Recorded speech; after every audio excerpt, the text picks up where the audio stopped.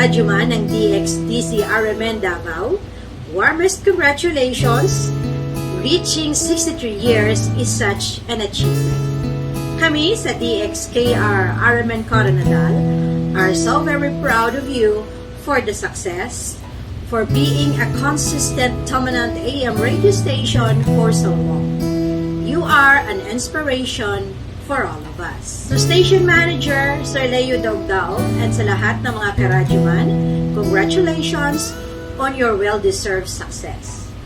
Wishing you even more success in the future.